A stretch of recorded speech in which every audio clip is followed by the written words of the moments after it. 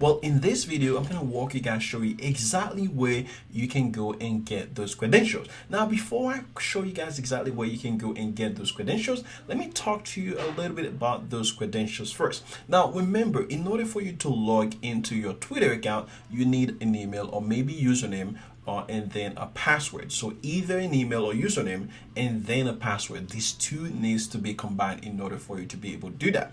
But the thing about username and password is if you use them, of course, based on certain things you use, you might get logged out and everything. Well, those credentials or consumer's key and access token, those are the things that you can programmatically log into your Twitter account, which means in another word, they represent your Twitter email and password. So if one of them get hacked, you might need to regenerate the access token or something, but you need to make sure that at all cost you keep those separate and do not include them in the code base, which we're going to show you how to do that as well. So anyway, long story short, let's go and get those credentials. In order for me to go ahead and get those credentials, I need to go, of course, I'm going to add the URL inside the description below, but go to developer.twitter.com/en, whichever language you go to. And then from there, I'm going to go here and apply. Okay, now the process of getting access to the Twitter API, you need to apply. Now, it might take you a couple days, whatever it needs, but you need to make sure that you apply in order to get access to it. Now, for my case, I've used Twitter APIs before. The last time I used it, I didn't have to go through that entire process, but now it's a newly created process that you need to go to. So in this case, I'm going to go here and click apply for developer account. So once you click apply for developer account, there are different things that describe you here. If it's an academic project, hobbies project, professional project, make sure you click hobbies project. Okay, and then you can say, okay, you are making about or exploring the API. You can go with that option and then you can click get started. And then from there are a couple things they're gonna ask you. They're gonna ask you for, or they're gonna verify those information. If you don't have a phone number, of course they're gonna make sure that they do ask you for one. And then you can fill things out. What would you like to call your application? You can say Twitter bot demo. Then what country you live in, go ahead and select whichever country that you are. In my case, I'm in United States. And then what's your current coding level? You can say, okay, whichever one, no experience, some experience, and then highly experienced. And then click yes or not. This is optional if you want to get updated. And then from there, you can click next. And then here in your own words, you can explain exactly in 200 characters, whatever you guys are using the Twitter data for. So once you're here, you just add a couple things, make sure they're at least over 200 characters. And then if you keep going down, there are a couple specific. One thing to notice, they said you need to make sure that you be thoughtful and thorough. So I'm gonna here describe how you will analyze Twitter data, including any analysis and traits or Twitter user account. In this case, I describe fetch and post traits for my Twitter account. I'll also watch for any trending keywords that might be related to my industry. And then from here, you also need to describe your planned use of these features. And then from here, you can there they say please describe how you wear your tweets or data about Twitter content outside of Twitter. So here I'm gonna just go ahead and disable that. And then will your product blah blah blah available? Nope. I'm gonna disable that one. And then the last one you need is in case you want those functionality, so you can feel free to fill those out. And then here you just add something that could be as simple as it is. And then once you're done here, you click next. And these are a way to review your whatever you filled out. And then after that, you click next. And then once you hear on the terms process, make sure that you go ahead and accept the term agreement. So go all the way, read it. This is the policies about Twitter and everything. And then after, once you're done, you go ahead and check this box and then click submit your application. And then they're going to review it. Of course, they're gonna need to verify your email, but they're gonna still need to review it. And then once they review it, then you'll have access to your Twitter account and so on and so much. All right, I was able to verify my email. So now if I go back to developer account, so once I go into that developer account and then go to developer portal, and then once you're here, make sure that you go ahead and create a project. So I'm gonna call this one Twitter bot demo. I'm gonna click next.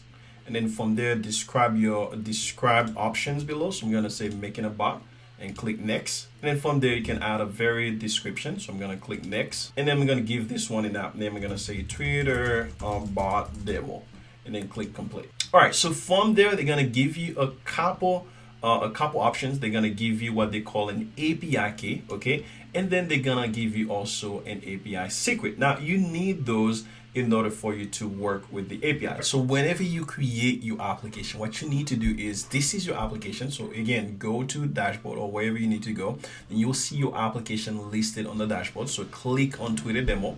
Then once you click on it, once you go here under the settings, you'll be able to get exactly what you guys are looking for. For example, in this particular project, make sure that you click on the Twitter demo right here. Okay, so there's two levels on it. This is kind of like the overview and kind of the settings in order for you guys to adjust the use case, the name and description. But if you go under Twitter bot demo and then you go under key and tokens, then you have your consumer key. If you remember, under our server file, these are exactly the key that we needed. Well, we needed the consumer key and we also needed the token. And FYI, the bearer token, this is more for something related to the version 2 of the APIs they have. We can kind of do another sessions about it to kind of walk you guys how this work.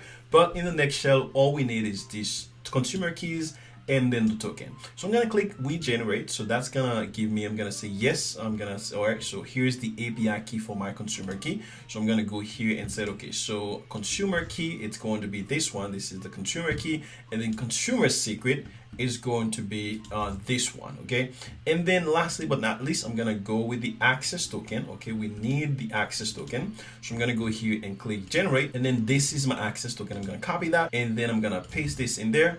And then I'm also gonna access my access token secret, and then I'm gonna save that. Okay, so basically this is everything you need. So remember, the last time the application wasn't running because we didn't have the right access key and token key. So I'm gonna run this one now. I'm gonna say server. So this one, if I'm saying here, I'm pulling threads from a user called node.js. So if I pull tweets possibly from my user account, this one here, and then I'll run that again. If I do this one, then you can see now I'm pulling tweets from my user account, which is great, but we still have an issue here. And the issue we have is we don't want this to be exposed anywhere on the internet. Again, the reason you're seeing this is because I'm gonna go back and delete this application, so this key would not be available after this video, so don't worry. But how can we prevent this from happening? Well, in order to do that, we're gonna follow a very simple step. The first thing we need to do is we're gonna create a total of 2 files. The first file we create is .env. The second file we're gonna create is something called .getignore. Okay, so here's what's gonna happen here. Okay, so I'm gonna create 2 files. Here's my 2 files. There's one called .env. There's one called .getignore. The first one is where I'm going to store those credentials. So in this case, I'm gonna possibly copy all of these 4 credentials like here, and I'm gonna just come right there and just in front of them. Instead, I'm gonna put Twitter as the key, and then from there in this one, I'm gonna go here, select this one. I'm gonna say this one's gonna be consumer key,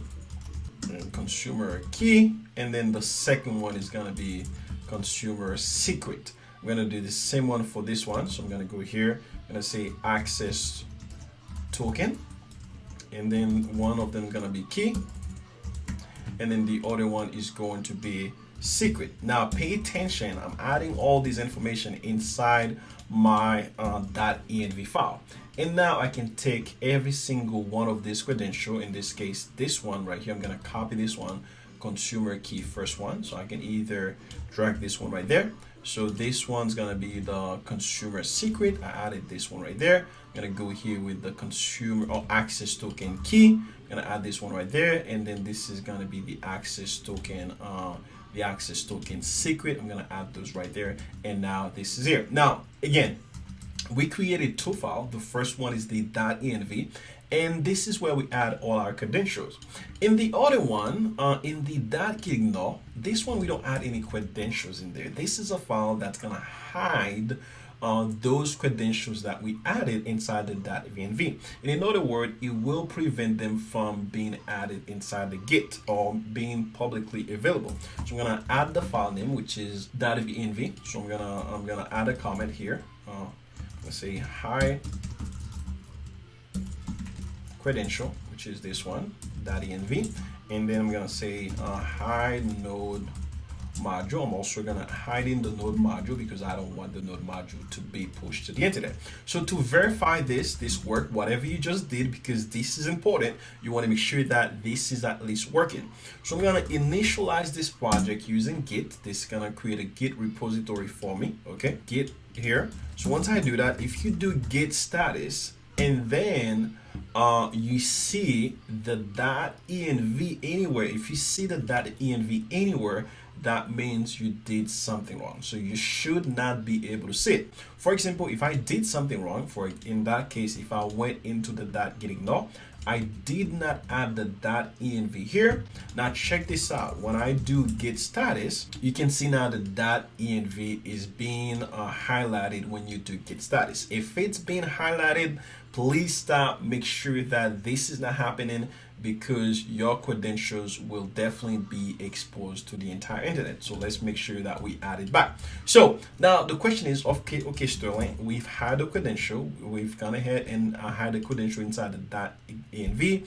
We had the credential inside we hide the file inside of the .getignore. But how do we use them inside this code? Well, the way that we use them is very simple. We're gonna use a different package called, in this package, we're going to use something called .env. This is the package name. I'm going to install this package inside this node project. So I'm going to do npm install .env and then save that. The dash capital S is a way to save that inside the package.json. Now we'll have this is listed here inside the package.json as a dependency. And once I install this package, there's only one liner that I need to do. So I'm going to copy this line right here, and I'm going to add this line on the top here as a way to import the credential that I just added. So for example, whatever credentials was inside the .env file, they're now going to be available inside this file. Now the question is, okay, Sterling, if they're available, but how do we use them? Okay, I understand it's going to make them available, but how do we use them? Well, how you use them is very simple. You start using process.env, and then from there you can start picking them out. For example, you can say process.env, a consumer key, and so on. So in this case, I'm gonna use some JavaScript destructuring. So I'm gonna go here and equal to process.env. And then from there, I'm gonna start picking them out, which is consumer. We had I believe it's Twitter, consumer key, and then we had Twitter consumer key, and then we had a couple other one. We got consumer secret as the other one, and then we got access Twitter access token key as one, and then we have the other one as Twitter access token secret. Okay, so that's what we have. Okay, good. So that should do it, and now we can start replacing those one here. So we'll replace this one in here. We'll go with the Twitter secret, and then we'll go with the Twitter access token. Then we'll go with the Twitter access token secret, and boom, we're ready to go. Now this should work. The way to test this out is to run the application again in Node server. And if it works, you're good to go. You don't have to worry about anything. So, ladies and gentlemen, this is everything. We've gone ahead and build, create, apply for the Twitter application, get the access key, and so on. And then from there, we were able to integrate that and make sure that at least we were saying something. But the question is, Sterling, I thought you mentioned earlier that we will be able to post to our Twitter account. We're not posting yet, and that's okay. Right now, we are reading data from our own personal Twitter account, which is amazing. But in the next video is we actually going to be posting to our Twitter account using our Node.js application.